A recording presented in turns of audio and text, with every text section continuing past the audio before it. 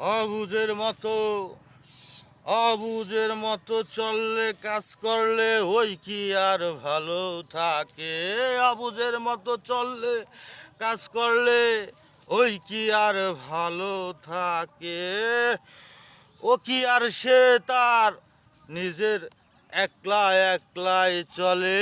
ও কি করবে সে ওই তো একলাই একলাই নিজের বুদ্ধি এই চলে। নিজের বুদ্ধি এই চলে। এত যে অবুঝের মতো চললে কাজ করলে ওই কি আর ভালো থাকে।